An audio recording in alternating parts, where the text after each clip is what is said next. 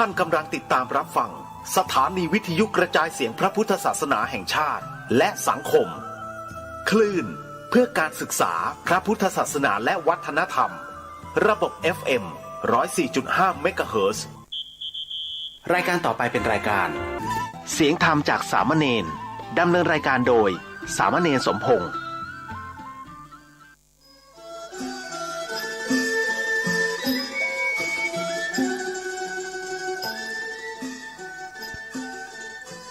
โลกนี้มีธรรมประจำที่เมื่อทำดีจะไม่ดีมีที่ไหนมีสุขบ้างทุกบ้าง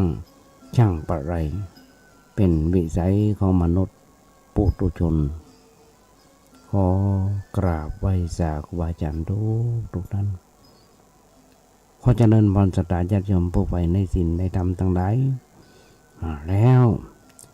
มาแหมแล้วรายการเสียงธรรมจากเนนน้อยสังเหลือจากวัดประแดงทั้งนี้ด้วยการนำของท่านพระครูโคสิทธิ์ปริยัติยาภรณ์เจ้าวัดประแดงเจ้าคณะตำบลสุเทพเขตหนึ่งเป็นประจำทุกวันพุธจาก 10 โมงจนถึง 11 โมงโดยประมาณซึ่งได้รับความเมตตาจากทางสถานีวิทยุ FM 104.5 ของวัดไผ่หินโดยมีท่านพระครูสมุวิศวัตรวรกิจโจนายสถานีและเจ้าอธิการ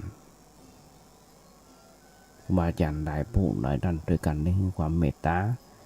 กับตัวธรรมภาพได้มีการชี้แนวชี้แนะแนวทางหนังต่างๆตักเตือนแนะนำสั่งสอนโดยเฉพาะท่านพระครูโคสิทธิ์ปริยัติยาภรณ์เจ้าวัดประแดงเจ้าคณะตำบลสุเทพเขตหนึ่งทุกครั้งที่เปิดปานาคาถาหรือกลับมาสนทนากันตั้งแต่เริ่มแรกวันแรกจะเริ่มสอนธรรมภาพดำเนินในการวิทยุซึ่งเป็นความใฝ่ฝันของธรรมภาพที่อยากจะจัดรายการวิทยุและอดีตที่ผ่านมาเคยมีความตั้งใจอย่างนั้นพอมาบวชก็ได้สมใจอยากวันแรกที่ท่านพระครูอาจารย์ท่านพระครูบุญสอนตั้งแต่วันแรกจนถึงวันนี้เป็นมาได้กว่าเกือบจะ20 ปีแล้วเพราะฉะนั้นญาติโยมผู้สนธรรมทั้งหลายฟังธรรมภาพส่งเทปที่บันทึกไว้ตั้งแต่มาจะเอาเทปเปิดให้ญาติโยมฟังตั้งแต่ 4 โมงมาแดงจนถึง 2 ทุ่มทาง Facebook ก็ดีทาง YouTube ก็ดีทาง Messenger ก็ดีทาง LINE ก็ดียุคนี้เป็นยุคดิจิตอลเทคโนโลยีเราต้องใจให้สิ่งหมู่นี้มันเป็นประโยชน์เพื่อสาธารณะอย่างสถานีวิทยุ FM 104.5 ของวัดไผ่หินและ 92.25 เป็นสถานีวิทยุสาธารณะเป็นสถานีวิทยุเพื่อการศึกษาเป็นสถานีเพื่อเป็นการเผยแพร่พุทธศาสนาเพราะฉะนั้นญาติโยมทั้งหลายครูบาอาจารย์ทุกท่านบัณฑิตนักปราชญ์ได้ฟังธรรมะได้ได้เอ่ยไปแล้วหันว่าเป็นอย่างไรผิดหรือถูกก็ขอความเมตตาติเตือนกันได้ว่าเก่าตักเตือนกันได้จะคอมเมนต์มาทาง Facebook ก็ได้ทาง LINE ก็ได้ทาง Messenger ก็ได้ให้ดีที่ห่างก็นึกเห็นว่าเนน้อยตัวนี้เป็นลูกเป็นหลานเป็นพี่เป็นน้องเป็นนึกว่าเนน้อยตัวนี้เป็นคนอื่นคนไกลเนน้อยตัวนี้ยังต้องการความรู้ความอ่านอยู่ให้นักหนาป้าป้านเต้าแต่ชีวิตจะหาไม่ญาติโยมทั้งหลายทุกครั้งที่นั่งดำเนินในการวิทยุนี้เป็นเวลาอันเหมาะที่ว่าเป็นเวลาอันเหมาะนั่นคือ 10 โมงจนถึง 11 โมงเป็นเวลาที่ญาติโยมหลายท่านกำลังกวาดกันล่างกลางกวางซักเสื้อซักผ้าทำกับข้าวกับปลาของลูกหลานตันเต้า ได้มีอาหารการกินกัน เพราะเป็นการ work from home คือทำงานที่บ้านหลายท่านด้วยกันที่ทำงานที่บ้านก็ฟังเปิดวิทยุฟังไปหรือไม่เอาโทรศัพท์มาเปิดฟังไปพิมพ์เข้าไปว่าในน้อยสังเดือหรือว่าพิมพ์ไปว่าวัดไฟหินโดยเฉพาะวัดไฟหินมีทุกวันตลอด24ชั่วโมงเพราะฉะนั้นญาติโยมทั้งหลายเป็นแบบนี้แล้วเท่าที่ผ่านมาก็หลายปีดีดักแต่มาได้เอาบทกลอนบทที่บอกถึงมันทุกครั้งที่มาองค์มาตลกนี้มีธรรมประจำที่มาทำดีจะไม่ดีมีที่ไหนมีสุขบ้างทุกบ้างช่างอะไรเป็นวิสัยของมนุษย์ปุถุชนก็ขยายใจความของญาติโยมฟังได้แบบนี้ตอนที่ผ่านมาในวันนี้วันหนึ่งจะต้องมาขยายใจความในบทกลอนบทนี้ก็ขอย้ำแห่งกรรม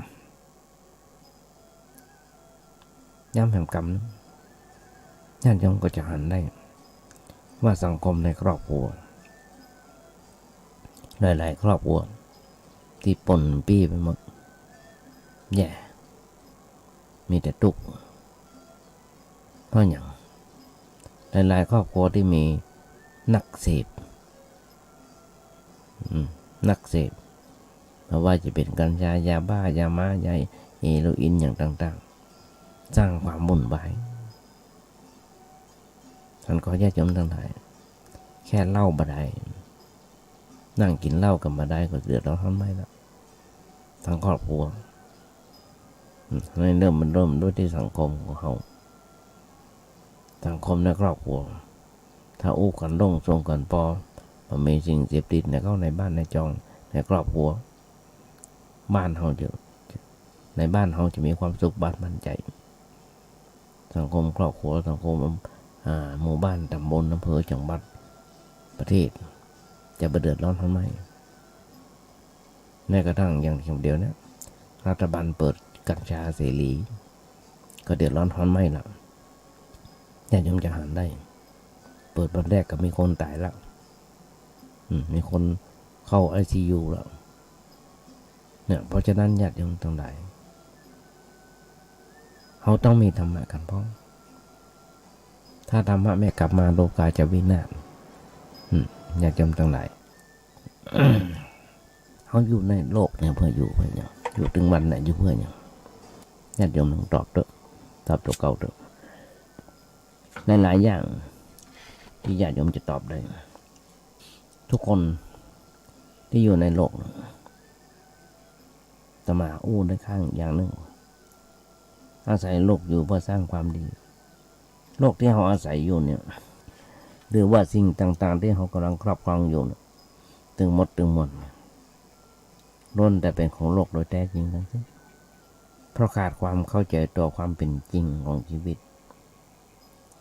มันไปหลงยึดถือกันว่าสิ่งนั้นสิ่งนี้เป็นของเฮาอันนั้นก็เมียเฮานี่ก็ผัวเฮานั่นก็ลูกเฮาส่วนตัวเฮาแท้ๆก็ยังไม่มีแล้วจะไม่สิ่งต่างๆหรือว่าลูกเมียมาจากที่ไหนบาอาจารย์บอกว่าคล้ายๆมาเอาจุตัวเก่ามาเอาจุตัวเก่าหลอกตัวเก่า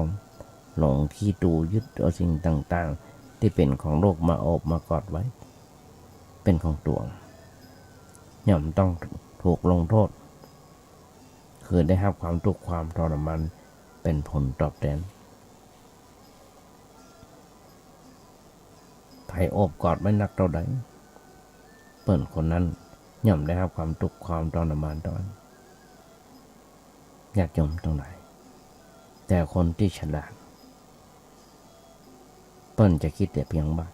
เฮาเกิดมาในโลกนี้หอบเอามาด้วยความเปลือยเปล่าตอนมาอาศัยโลกอยู่เพื่อสร้างความดีสิ่งต่างๆที่เฮาที่โลกมีอยู่เฮาขอหยิบยืมเพิ่นมาใช้เพียงใจก่อนตอนนี้เท่าที่จำเป็นเพื่อยังชีวิตเมื่ออยู่รอดปลอดภัย ส่วนน่าจะขอใจสิ่งต่างๆของโลกอย่างระนุถนอมระมัดระวังใจอย่างพอดีบ่สะสมบ่กักตุนเมื่อเศรษฐกิจของการเกิดมาเพื่อสร้างความดีจะยกสิ่งต่างๆที่หยิบยืมมาปิกคืนสู่เมื่อโลกทั้งหมดถ้าเฮาฝึกคิดแบบนี้ญาติโยมทั้งหลายคิดให้มีสาระอย่างไรก็สามารถปลดเปลื้องทุกสิ่งต่างๆที่มีให้เบาบางลงไปได้ญาติโยมทั้งหลายที่จะมาโอ้คนเฮาเกิดมาแล้วถ้าสร้างแต่ความบดีความชั่วมีแต่ความโลภโมโทสันตายไปแล้วยังไปบ่ได้สักอย่างเปิ้นเปรียบเทียบไว้ว่างอควายจ้างม้าตายแล้วเหลือหนังดูเข่าคนยังเอาใจกันได้จ่าลงสุดเหลือผมได้ไส้ยังแข่งกินลำอุ่นอิ่มต้องคนเฮาตายสหายพี่น้องไผบ่ห่วงข้องอะไรสุดแต่ดุกพวกเหงาไปขว้างไก่เพราะกลัวเป็นภัยผีจากหลอกบ้านญาติโยมทั้งหลายจะยศถาบรรดาศักดิ์ขนาดไหนจะสวยจะงามจะหล่อขนาดไหนจะใหญ่ขนาดไหนก็น้อยก็ลงตายไปแล้วจะงามเป็นนางงามเป็นหล่อเป็นดาราหนังฮอลลีวูดนี่นะก็จะตายไปแล้วเผาฝังเหมือนกันทุกคนกลับสู่ดินเหมือนกันทุกคนญาติโยมทั้งหลายนี่แหละที่ญาติโยมฟังป้นบอกในหลักในทางพระพุทธศาสนานี่ที่พระพุทธเจ้าป้นจะแดงเปิ้นได้นะฝากไว้ขึ้นกับชาวกะละมะที่อาศัยอยู่ในประเทศแคว้นโกศลเนื่องจากในสมัยนั้นมีผู้อวดอ้างตัวในคุณวิเศษกันนักเชิดชูแต่ลัทธิของตัวจะกระทบกระเรียบหมิ่นลัทธิอื่นพร้อมทั้งชักจูงเชื่อลัทธิอื่นเมื่อพระพุทธเจ้าเสด็จถึงดินแดนนิคมดินแดนที่เต็มไปด้วยฝูงหมู่ที่อวดอ้างชาวกะละมะไปทูลถามด้วยความสงสัยว่าจริงใครจริงเท็จพระเจ้าปนแสดงกาลมาสูตรว่าโดยวิธีปฏิบัติต่อสิ่งที่คนสงสัยและที่ตัวสงสัยเป็นบอกว่าหรือว่าหลักความเชื่อ10 อย่างเป็นหลักตัดสินญาติโยมลงได้เอามานึกถึงตอนนี้ในประเทศไทยของเราหลายลัทธิที่แปลกหลายลัทธิที่แปลกแต่หลักกรรมสูตรเพิ่นบอกว่าอย่าปลงใจเชื่อด้วยการฟังตามกันมา 2. อย่าปลงใจเชื่อด้วยการถือสืบกันมา 3. อย่าปลงใจเชื่อด้วยการเล่าลือ 4. อย่าปลงใจเชื่อด้วยการอ้างตำราหรือว่าคัมภีร์อย่าปลงใจเชื่อเพราะตรรกะอย่าปลงใจเชื่อเพราะการอนุมาน 7. อย่าปลงใจเชื่อด้วยการตรึกตรองคิดตรองตามแนวเหตุผลอย่าปลงใจเชื่อเพราะเข้ากันได้กับทฤษฎีที่พินิจไว้แล้ว 9. อย่าปลงใจเชื่อเพราะมองหันรูปลักษณะน่าจะเป็นไปได้อย่าปลงใจเชื่อเพราะนับถือว่าท่านสมณะนี้เป็นครูของเฮาญาติโยมทั้งหลายเมื่อใดสอบสวน จนหูได้ว่าตนเองว่าทำเราเนี้ยเป็นอกุศลหรือมีโทษ เมื่อนั้นพึงละเงี้ยและเมื่อใดสอบสวนจนหูได้ด้วยตัวเก่าว่าทำเรานั้นเป็นกุศลหรือบ่มีกุศลหรือบ่มีโทษ เมื่อนั้นพึงถือปฏิบัติอย่างในประสูตรที่เปิ้นมีบ่ได้ห้ามบ่ให้เชื่อแต่เมื่อเชื่อด้วยปัญญาประกอบด้วยมิฉะนั้นความเชื่อต่างๆจะบ่พ้นจากความงมงายและบ่พึงแปลความเลยแปลความโดยเถิดไปว่าพระพุทธเจ้าทรงสอนให้เชื่อสิ่งเหล่านั้นสิ่งเหล่านี้และให้เชื่อในสิ่งอื่นนอกจากนี้แต่พึงเข้าใจว่า แม้แต่สิ่งเหล่านี้ซึ่งบางอย่างก็เลือกเอามาแล้วเป็นสิ่งที่น่าเชื่อถือที่สุดเปิ้นก็ยังเตือนบ่ให้ปรงใจเชื่อบ่ให้ด่วนเชื่อบ่ให้ถือเป็นเครื่องตัดสินเด็ดขาดยังอาจผิดพลาดได้ต้องใจปัญญาคิดพิจารณาให้ดีก่อนญาติโยมทั้งหลายสิ่งมูลนิธิจะมาตามมีต่ำกว่าปัญญาตามมีต่ำกว่าปัญญาต้องใจปัญญาคิดพิจารณาให้ดีก่อนนี่ญาติโยมทั้งหลายสิ่งต่างๆมูลนิธิเนี่ยจะเปรียบเทียบให้ญาติโยมฟังได้เพราะฉะนั้นอย่างหนึ่งเท่าที่ผ่านมาพระพุทธเจ้าขณะกับพระพุทธเจ้ากับพระเทวทัตครั้งหนึ่งพระผู้มีพระภาคเจ้าถูกพระเทวทัตทุ่มหินลงมาแต่ว่าหินนั้นมาถูกพระองค์พอไปจนต้นไม้เพียงแค่สะเก็ดนิดเดียวสะเก็ดหินนะนิดเดียวมากระทบหน้าแข้งภาษาบาลีบนห้องพระชงโบกันง่ายๆหน้าแข้งของพระพุทธเจ้าเลือดไหลซิบออกมาหมอกุมารพัฒน์ก็ทำยาไปแปะแผงยาที่แปะนั้นเป็นยาฮ้อนคล้ายๆกับดิงเจือที่เขาใจกันท่านึกสมัยนี้แต่ว่าใจใบไม้ประเภทหนึ่งเอามาพอกไว้เนี่ยหมอก็ปิกบ้านหมอก็นอนบ่หลับตลอดทั้งคืนที่นอนบ่หลับเป็นอย่างเพราะความเป็นห่วงนึกในใจว่ายาที่เอาพอกหน้าแข็งพระพุทธเจ้าเป็นยาฮ้อนซึ่งพระพุทธเจ้าคงไม่ได้นอนแน่ๆไม่ได้จังวัดได้แน่เพราะความร้อนของยาที่ผิวหนังตื่นเจ้ามา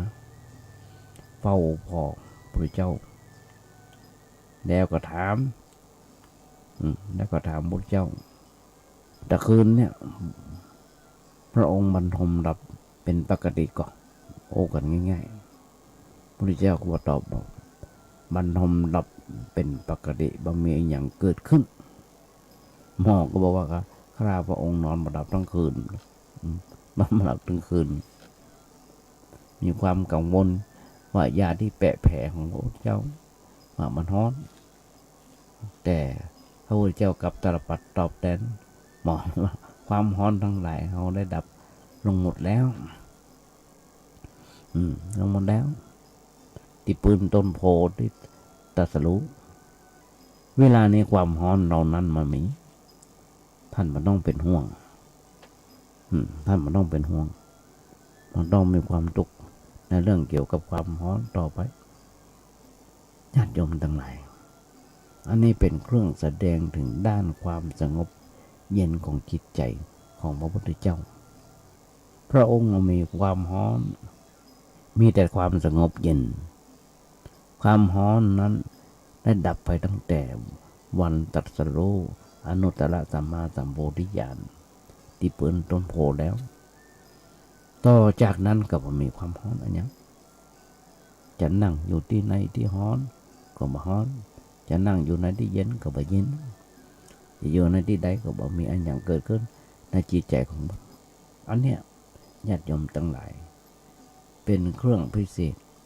หรือว่าเป็นเรื่องพิเศษที่จะเกิดขึ้นกับเฉพาะบุคคลที่มีจิตหลุดพ้นจากกิเลสทั้งปวงเมื่อพ้นแล้วจากการยึดมั่นถือมั่นในเรื่องตัวเรื่องตนที่เอาห้องกันภาษาธรรมว่าอัตตนะอัตวาอัตวาทุปทานคือการยึดมั่นถือมั่นในตัวฉันใดของฉันเดินมั่นในจุดไหนของฉันถ้ายังมีความยึดมั่นอยู่ตราบใดความทุกข์ก็ยังมีอยู่ความร้อนก็ยังมีอยู่อันอย่างที่มันเกิดขึ้นตามธรรมชาติมันก็มีอยู่กับคนนั้นแต่ว่าถ้าถอนความยึดมั่นถือมั่นเมื่อใด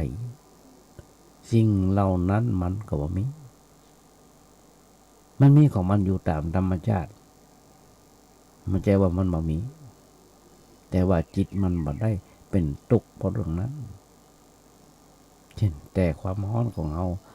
ของร่างกายก็มีอยู่เจ็บปวดมันก็มีอยู่แต่ว่าจิตบ่ปวดในเรื่องนั้นบ่ได้เจ็บในเรื่องนั้นบ่ได้เจ็บกับเรื่องนั้นดูว่าอาการมันเฉยๆบ่มีปฏิกิริยาเกิดขึ้นในใจอันนี้เป็นเรื่องของจิตใจร้อนๆซึ่งยากสำหรับคนธรรมดาสามัญอย่างเรา แต่ว่าจิตของพระอริยะเจ้านั้นเพิ่นยังมีเหมือนเฮาเพิ่นมามีเหมือนเฮาจิตเพิ่นแตกต่างจากเฮาเพราะเพิ่นปฏิเสธหมดแล้วมันมีอย่างเป็นของเพิ่นอันยังมันเกิดขึ้นเพิ่นก็เฉยๆคล้ายๆกับเรื่องอย่างนี้เหมือนกับว่ามีอันอย่างของใครเขาหายเหมือนกับว่ามีอันอย่างของไผหายเขาคนนั้นก็เป็นทุกข์กับเขาเฮาก็บางทีเฮาก็เป็นทุกข์กับเพิ่น เช่นคนหนึ่งบ่มีเขาของหายเฮารู้สึกเฉยๆเฮารู้สึกเฉยๆที่เฉยๆก็เพราะว่าของนั้นมันไม่ใช่ของเฮาบ้านคนอื่นถูกไฟไหม้อยู่ห่างไกลจากบ้านเฮาก็บ่ได้เป็นทุกข์บ่ได้เดือดร้อนใจบ่ได้เป็นทุกข์ก็เพราะว่าเฮาบ่ได้นึกว่าเป็นบ้านของเฮาอยู่นั่นเองแต่ถ้าว่าบ้านของเฮาถูกไฟไหม้เฮาก็ร้อนอกร้อนใจมีความทุกข์ความเดือดร้อนความทุกข์ความเดือดร้อนมันตัวเนี้ยมันเกิดขึ้นเพราะจิตเข้าไปยึดถือว่าเป็นบ้านของเฮาเงินทองของเฮาอันอย่างก็ของเฮาอย่างที่บอกตะเกียบพอเอากรรมว่าของเฮาเข้าไปใส่ไว้ตั้งหน้าเข้าไปใส่ไม่ใช่ว่าเรื่องอย่างความทุกข์มันก็เกิดขึ้นทันทีเพราะเรื่องเข้าไปยึดถือในสิ่งนั้นอันนี้แหละเป็นเรื่องที่มีอยู่ในจิตใจของมนุษย์ทุกคนที่เขาพอจะพอกันได้คือพอหันได้ว่าเมื่อใดใจเขาปล่อยวางได้เขาก็สบายใจแต่เมื่อใดเขาเข้าไปยึดถือมันไว้เข้าไปยึดถือมันไว้เขาก็มีความทุกข์มีความเดือดร้อนใจอันนี้ญาติโยมทั้งหลายเขาสังเกตได้ง่ายๆสังเกตได้เนี่ยของสังเกตคือการศึกษาธรรมะนะเขาหูหลักตั้งหนังสือแล้วต่อไปก็ต้องเอามาค้นคว้าจากพฤติการของเขาเองจากความคิดจากการกระทำของเขาแล้วก็สังเกตว่าเวลาที่เกิดทุกข์เวลาที่เกิดทุกข์เนี่ยมันทุกข์เพราะอะไรอย่างเมื่อทุกข์ที่หายไปมันหายไปเพราะอะไรอย่างเพื่อจะค้นหาสมุฏฐานของ ความทุกข์ที่เกิดขึ้นในภายในจิตใจของเราถ้าหากเราสังเกตจะปะว่าสิ่งที่ทำให้เราเกิดความทุกข์นั้นก็คือการยึดมั่นถือมั่นเองเปิ้นฮ้องว่าอุปาทานนะเปิ้นฮ้องว่าอุปาทานตามภาษาธรรมะพอมีอุปาทานขึ้นมาเมื่อใดใจมันก็ไปติดอยู่กับสิ่งนั้นไปยึดอยู่กับสิ่งนั้นพอสิ่งนั้นเปลี่ยนแปลงไปประมวลใจผสมใจเขาก็เป็นทุกข์ขึ้นมาทันทีอันนี้เป็นเครื่องชี้อยู่ในตัวเขาแล้วว่าเขาเป็นทุกข์เพราะมีความยึดมั่นถือมั่นถ้าจะบอกให้เกิดทุกข์ก็ต้องผ่อนคลายผ่อนคลายความยึดมั่นถือมั่นออกไปจากใจของเขาพ่องญาติโยมตั้งหลายอย่างน้อยๆต้องปรับผมคิดทำไมฝึกการฝึกปรับมุมมองคิดทำไมแม่จะดำเนินชีวิตอยู่ในโลกที่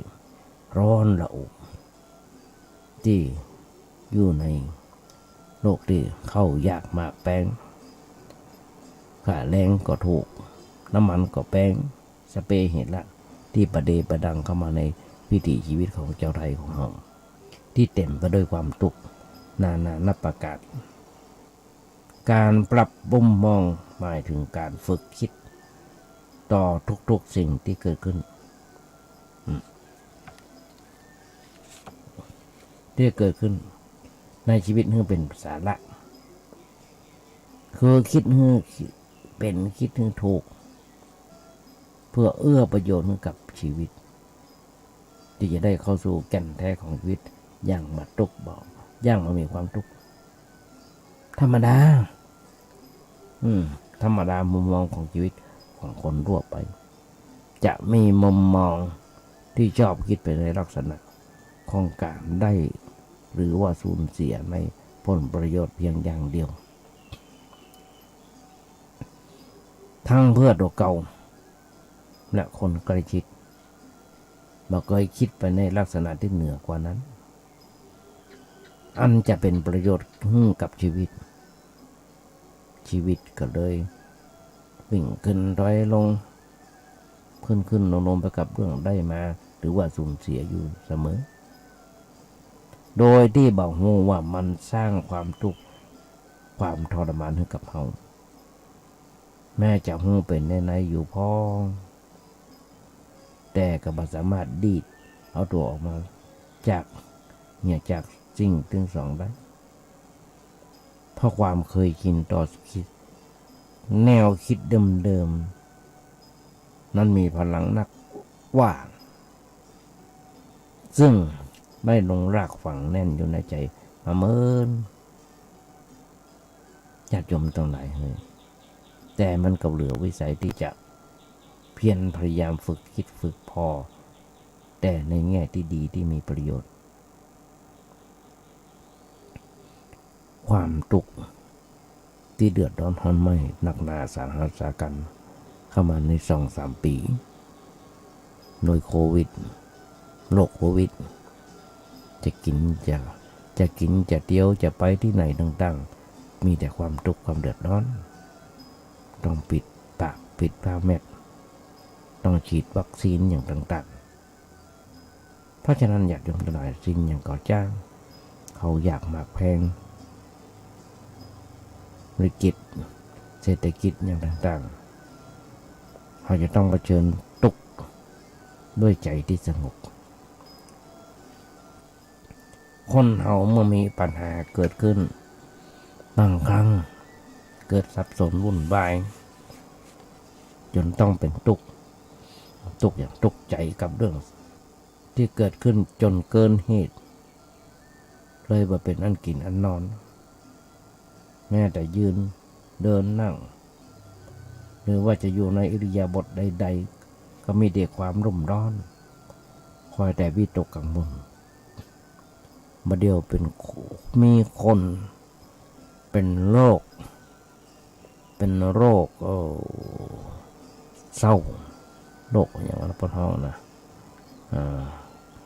โรคอย่างโรคเศร้าโรคคิดหนักอย่างนั้นนะจำไม่ได้ลำสมองเนี่ยเกิดอย่างกระบอก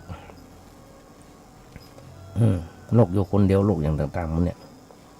จนต้องเข้ารักษาที่โรงพยาบาลประสาทโรงพยาบาลศรีธัญญาเพื่อเอายามากินเหนือกว่านั้นญาติโยมทั้งหลายบางคนคอยแต่วิตกกังวลจนทำมันอย่างบรรทุกพอปัญหาบหันแก้ไขปัญหาบ่ได้ เมื่อบอกว่าจะแก้ปัญหาอย่างใดมีก็เอาแต่บนบานศาลเจ้าบนบานศาลเจ้า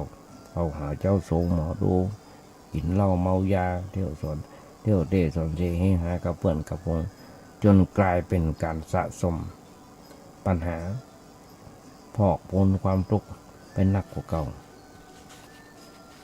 ต้นท้องมาอยู่ในวิสัยแห่งความประมาทด้วยเป็นการยากที่จะแก้ไขปัญหาหรือความทุกข์ใจที่ถึงหมดลงไปได้ส่วนคนที่ฝึกคิดอย่างมีสาระย่อมมีมุมมองการคิดที่ดี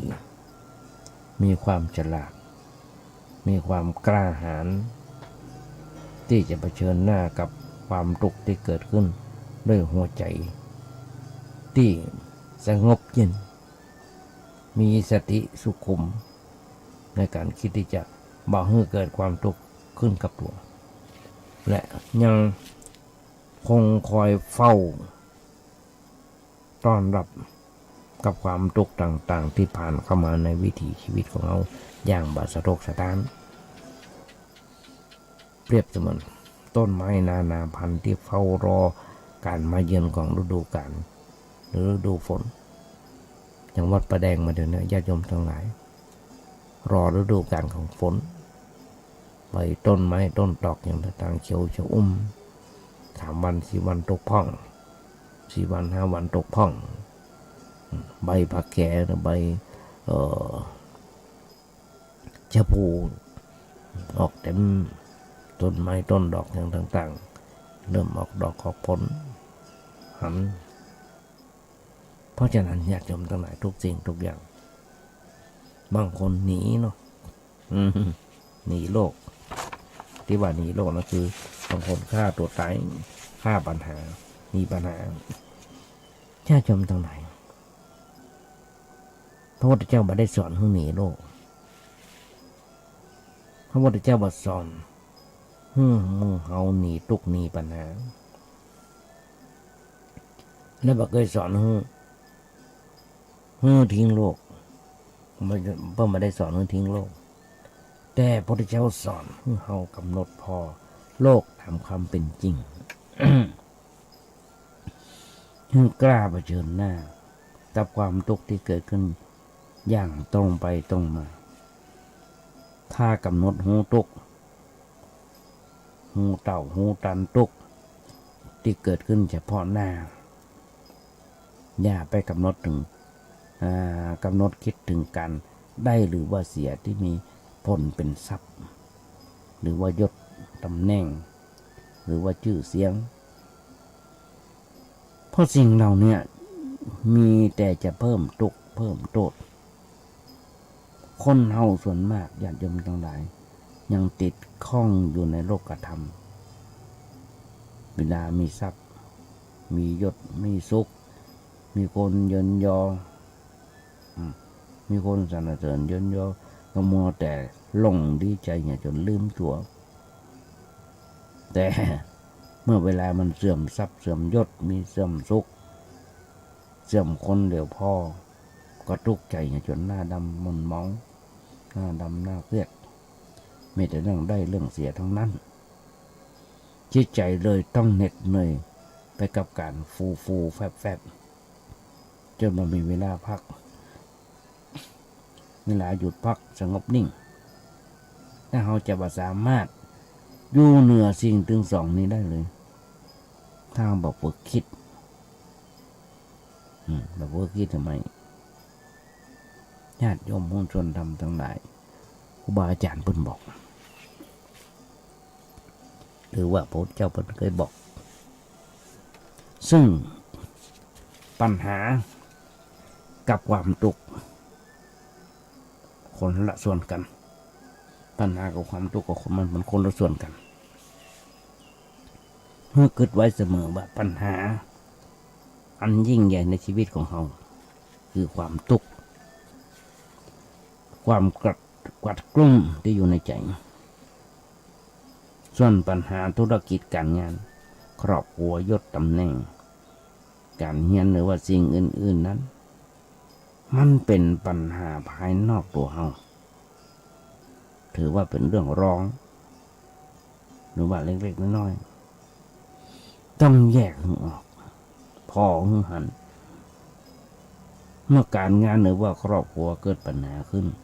ก็ต้องแก้ไขที่การงานหรือว่าครอบครัวเมื่อจิตใจเกิดความทุกข์ก็ต้องแก้ไขกันที่จิตใจแต่เมื่อการงานเกิดปัญหาแล้วเราไปเป็นทุกข์ใจด้วยมันก็กลายเป็นสองปัญหาซ้อนกันอยู่แล้วมันซ้อนกันมันก็เป็นกันมันก็เลยสับสนวุ่นวายเกิดความมืดมนขึ้นในชีวิตจนพ่อบรรหันปัญหาแยกกันบ่ออกจนบอกว่าอันยังคือตัวปัญหาที่แท้จริงมันยังคือตัวปัญหาที่แท้จริงในที่สุดในหลายคนที่เป็นลงโทษที่ร่างกายโดยที่ร่างกายเองบอกเรื่องบางทีก็ไปทุบตีไปทำร้ายบางพ่องก็เอาเหล้ากรอกปากพ่องก็กินเหล้าเมายาร่างกายแล้วยังพอใจเรื่องวันดีคืนดียังพาตัวไปโดดตึกเล่นโดดทะเลโดดน้ำโดดสะพานเล่นโดดตึกเล่นร่างกายมันบอกเรื่องบางทีเอาปืนมายิงมาเดี๋ยวมาไหม้รมควันในรถมันเกิดเขาตัวในใจส่วนร่างกายติ่มบอกเรื่องมันมาเกี่ยวซวยไปญาติโยมหุ้นส่วนทำทั้งหลายเฮ้ยต้องกึดสักน้อยก่อนที่จะทิ้งครอบครัวอย่างเมื่อกี้วันที่ผ่านมาตายทั้งในท้องเป็นลมควันตายในทั้งโลกในท้อง2 คนแม่ลูกเป็นนายสังเวชต้องคิดสักน้อยก่อนจะได้ทิ้งครอบครัว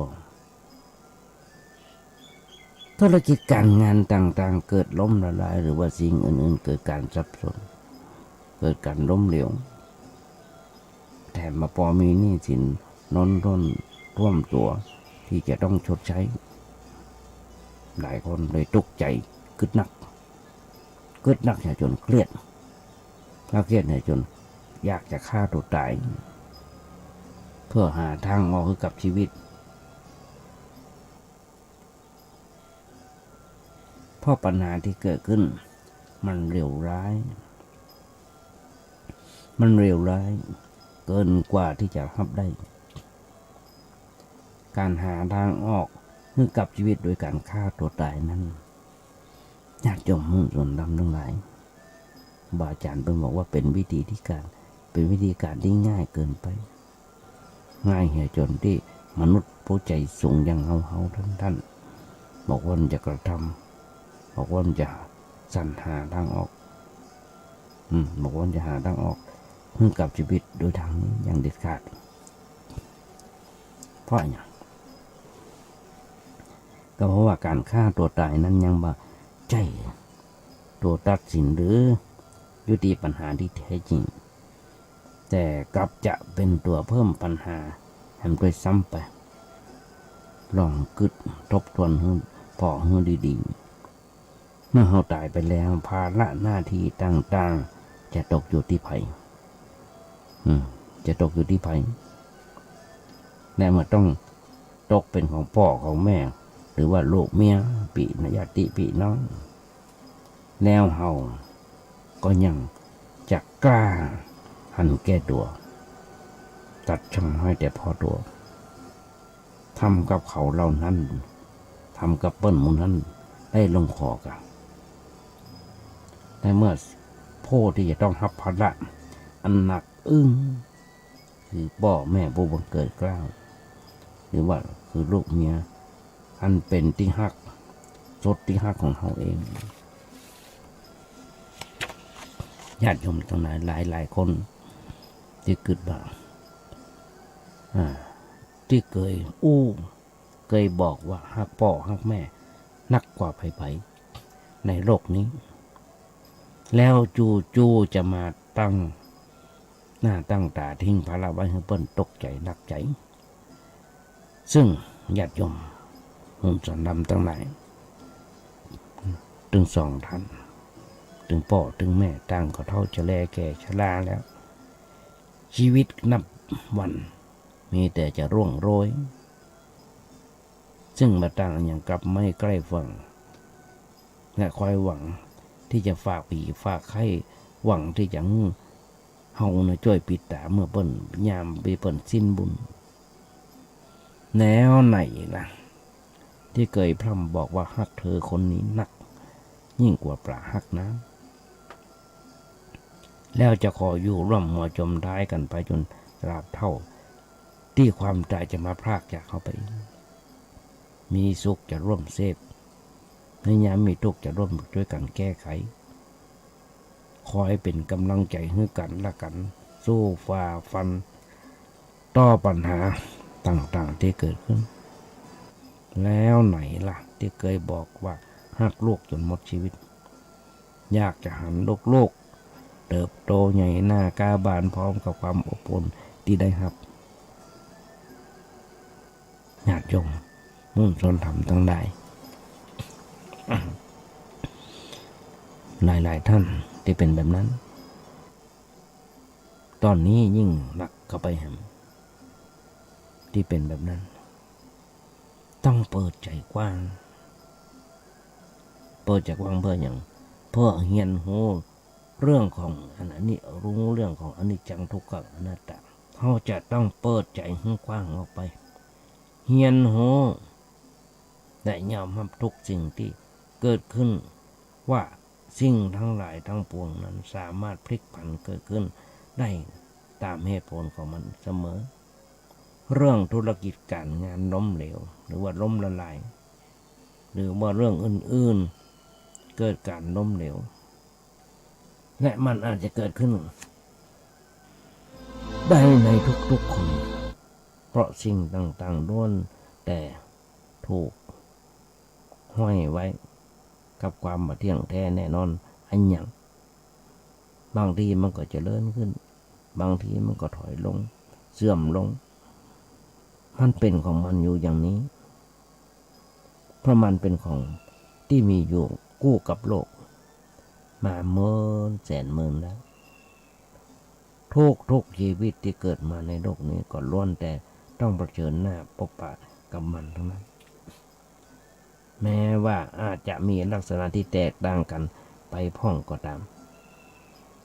ในเรื่องธุรกิจการงานหรือว่ายศตำแหน่งเจริญขึ้นหรือว่าเสื่อมลงนั้นมันก็บ่ได้เกิดขึ้นจากอำนาจของเทวดาหรือว่าฟ้าดินที่ไหนมันเป็นกฎธรรมดาที่มีอยู่ในโลกนี้เพราะฉะนั้นพออย่าคิดเป็นทุกข์ไปกับเรื่องราวเหล่านั้นแต่ขอหูจักว่ามันเป็นอย่างนี้เองคือบ่มีความเที่ยงแท้แน่นอนเลยสักสิ่งเดียวทำย้ำแห่งกรรมโควิดยุคเขาอยากมาแปลงไปเหี่ยทุกสิ่งทุกอย่างแกะทำกับข้าวกับปลาทานดังไฟเต่าหังโล สเปรย์เฮละการน้ำกาไว้หลายคนท้อแท้อย่างที่บอกท้อจนฆ่าตัวตายท้อจนหนีปัญหาต่างๆไปกับเหล้ากับยาป่าปิ้งทุกคนยังเป็นคนที่มาแท้เด้อถึงท้อแท้แต่อย่าแพ้พ่ายบอกว่าจะเกิดปัญหาอย่างขึ้นในชีวิตจะหนักหรือว่าจะเบาพออยากให้คิดมันเกิดการท้อแท้อ่อนใจเพราะการท้อแท้อ่อนใจนั้นมันทำให้ชีวิตของเราเหมือนกับว่าตายไปแล้วเกิงนึงจะเกิงเรื่องของบนซิกเรื่องซิกซ้ายซิกขวาก็จะมันฝึกกึดอย่างมีสาระเพื่อสร้างเสริมเติมแห่งใจให้กับชีวิตอยู่เสมอแล้วสักวันหนึ่งเราอาจจะพลิกมายืนอย่างมั่นคงตัดที่เคยล้มอยู่นี้หรือว่าเราอาจเกิดความท้อแท้อ่อนใจด้วยปัญหาที่กำลังประสบอยู่เมื่อถือเนี่ยว่า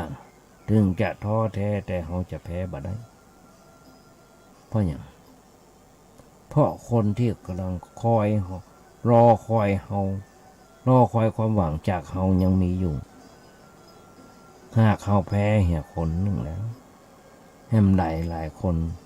ต้องคงลำบากญาติโยมมุ่งจนทำตั้งหลายปัญหาเปิ้นก็ต้องบอกไว้เต็มชื่อปัญหาซึ่งชื่อมันก็บอกแก้ได้ตัวใดก็เอาต้องอันคิดแต่ว่าเรื่องราวใดๆที่เกิดขึ้นมันเกิดขึ้นมาเพื่อให้แก้ไขให้เกิดความพัฒนาเกิดการพัฒนาไปสู่ไปในสู่ทางที่ดีที่จะเดินขึ้นเสมอบ่ได้เกิดขึ้นมาเพื่อให้เฮากลัดกลุ่มนักอกนักใจ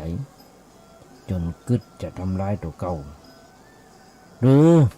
ผู้อื่นพยายามพ่อปัญหาให้หันฝึกคิดให้เป็นแล้วเฮาจะบ่เป็นทุกข์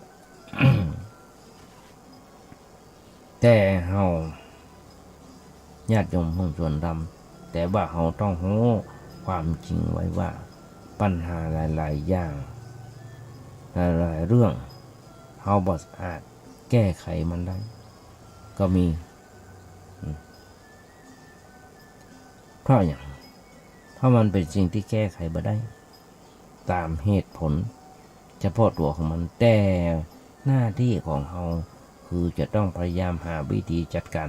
กับมันให้ดีที่สุดโดยให้คิดว่าเฮาทำดีที่สุดเพียงเท่านี้ผลตอบรับจะเกิดขึ้นอย่างใดอย่างมันจะได้หรือว่าจะเสียจ้างมันเฮาทำหน้าที่ของเฮาให้ดีที่สุดเฮาก็ถูกต้องแล้วเรื่องจะดีหรือบ่ดีมันจะเรื่องของเฮามันจะเรื่องของเฮาที่ผู้คนในสังคมส่วนใหญ่ขยะแขยงจนอยากจะสาบแช่งบ่ฮึ่งพุทธบ่ฮึ่งเกิดหรืออยากจะแยกโลกไปอยู่แยกโลกกันอยู่โดยซ้ำไปญาติโยมมุ่งจนทำทั้งหลายขอให้พอโลกตามที่เป็นจริงชีวิตคือละครโลกทั้งโลกมันโรงละครแล้วแต่ว่าในก็ยังครอบครัวของเฮาก็เหมือนโรงละครโรงนึงผู้เป็นพ่อเป็นแม่ก็แสดงเป็นพ่อเป็นแม่ไปผู้เป็นลูกก็แสดงเป็นลูกไปตามหน้าที่ของมันเป็นปู่เป็นย่าก็ทำหน้าที่ของมันไปแสดงไปเพราะฉะนั้นวันนี้เราอาจจะเป็นทุกข์ใจอยู่กับโรคร้ายที่กำลังประสบอยู่เช่นโรคโควิด หายแน่ใช้เวลาโรคมะเร็งก็ใช้เวลา แต่ตายแน่จะเป็นโรคอย่างกระจ้างพอเป็นโรคอย่างกระจ้างตายเหมือนกันหมดทุกคนแต่เขาอาจจะเป็นทุกข์ใจอยู่กับโรคร้ายที่กำลังประสบอยู่แต่พยายามฝึกคิดให้ถูกต้องพอโลกมันกว้างออกไปต้องพอตามความเป็นจริงที่ปรากฏขึ้นหันนั่นคือเราบ่ได้เป็นทุกข์อยู่คนเดียวในโลกคนอื่นๆหรือว่าคนทั้งโลกเปิ้นก็เป็นทุกข์เหมือนกับเราเหมือนกันจะฝรั่งบางค่าเจ๊กกินไทยอย่างไรจ้างเหมือนกันหมดจะตั้งก็แต่เรื่องราวที่ทำให้ทุกข์ตอนเราอาจจะทุกข์ใจอยู่กับเรื่องโรคร้ายส่วนทำหลายคนกำลังทุกข์ใจอยู่กับเรื่องธุรกิจล่มละลายญาติโยมทั้งหลาย2 ปี3 ปีที่ผ่านมาธุรกิจอย่างหลายๆอย่างล้มละลายอย่างเมื่อกี้วันที่ผ่านมา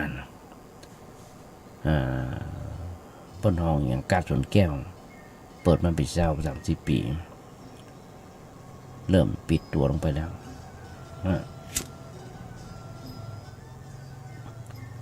หลาย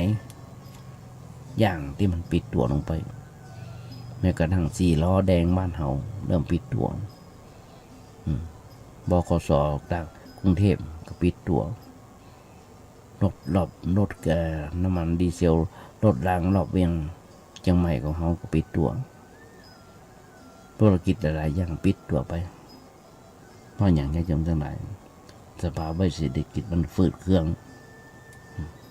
เหลือขนาดเพราะฉะนั้นต้องอย่างที่บอกต้องพอโลกมันเป็นความตามความเป็นจริงมันจะต่างกับเรื่องราวที่เขาทุกข์อย่างที่บอกเขาอาจจะเป็นทุกข์อยู่กับโรคร้ายส่วนหนึ่งของหลายคนกำลังทุกข์ใจอยู่กับเรื่องธุรกิจล่มละลายหนี้สินท่วมตัวเล่นหุ้นถูกโกงยศถูกปลดหมดอำนาจแถมผัวมีเมียน้อยเมียนอกใจลูกใจติดใจลูกสาวติดเพื่อนมาปิกบ้านแฮมหลายๆเรื่องหลายๆเราที่ทำให้คนในโลกนี้ต้องทุกข์ใจเพราะฉะนั้นเราอย่าไปคิดว่าเขาเป็นทุกข์คนเดียวเพื่อนมนุษย์ทั้งโลกต้นก็ทุกข์เช่นกันกับเราจะสุขจะทุกข์ญาติโยมทั้งหลายจะสุขจะทุกข์อยู่ที่ใจสงบเย็นญาติโยมหลายคนก็บอกว่าใจมันบ่สงบนะกะเน้นน้อยเลยเน้นน้อยอยู่ยังวัดของเรื่องเขาลองถามตัวเก่าพอหรอว่าชีวิตที่เกิดมาเกิดมาเพื่ออย่างและสิ่งใดที่ควรจะถึงในขณะที่กำลังมีชีวิตอยู่ที่นอกเหนือไปจากความร่ำรวยยศชื่อเสียงตอบมึงได้ก็ว่าความสุขสงบเย็นและอิสระทางจิตใจคือสิ่งที่มนุษย์ทุกๆคนควรจะได้ควรจะถึงในขณะที่กำลังมีชีวิตอยู่และควรอย่างยิ่งที่จะเร่งรีบแสวงหาส่วนความสุขจากการแสวงหาทรัพย์ปริญญายศชื่อเสียงหรือสิ่งอื่นๆที่ลงสมมติยึดถือกันว่าเป็นความสุขนั้นแท้ที่จริงมันเป็นความสุขก่อไก่สะกดสุขไม่สุขเกลี่ยมสุขที่เผาผลาญใจเร่าร้อนเดือดพล่านญาติโยมทั้งหลายผู้ที่มีหน้าที่อำนาจวาสนาทุกเมื่อเช้าวันเรื่องยศเรื่องตำแหน่งต่างๆเป็นเพียงแค่หัวโขนยิ่งสูงก็ยิ่งงานหนักยิ่งหัวโขนใหญ่ก็ยิ่งงานหนักความรับผิดชอบก็หนักผิดหนักผิดนิดผิดหน่อยก็เดือดร้อนวุ่นวายไปหมดเป็นเรื่องใหญ่เรื่องโตไปหมดที่บอกสุขคือสุขที่เผาไหม้เผา ใจให้เราร้อนเดือดพล่านกระวนกระวายอยู่บัดติดมาเป็นสุขสงบเย็นที่แท้จริงความสุขแท้คือความสงบเย็นไม่ได้เกิดขึ้นจากการแสวงหาที่ภายนอกหรือว่าจากการร่ำรวยมีชื่อเสียงโด่งดังของว่าญาติโยมลองคือประกาศว่าไผ่คนรวยนะมีความสุขก่อนจะมาเปรียบเทียบญาติโยมฟังหลายว่าคนตุกหาเจ้ากินค่ำกับคนรวยไผ่มีความสุขกับไผ่คนรวยอยากรวยต่อไปเพิ่มขึ้นไปนอนมาหลับปิ้นไปกับปิ้นมาว่าจะหาวิธีใดยังมีกำไรนักกว่าเก่าไม่มีเงินนักกว่าเก่าหัวเปิ้นมาลักมาจกหัวเปิ้นมาจี้มาป้นสเปเห็นละดีกว่า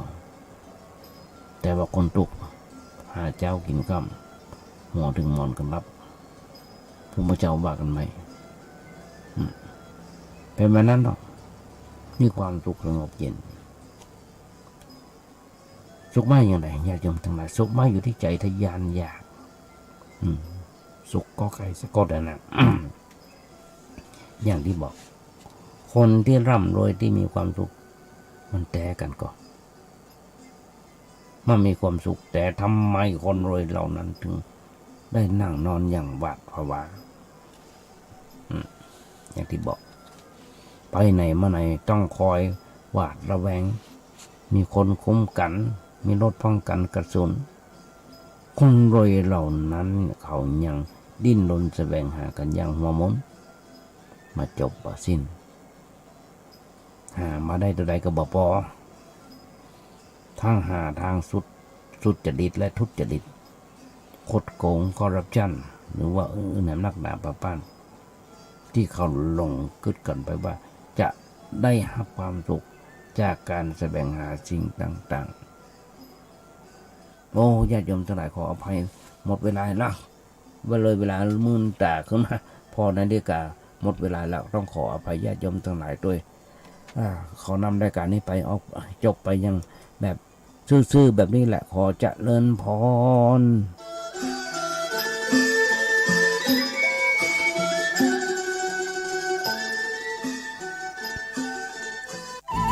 ที่จบไปแล้วนั้นเป็นรายการเสียงธรรมจากสามเณรดำเนินรายการโดยสามเณรสมพงษ์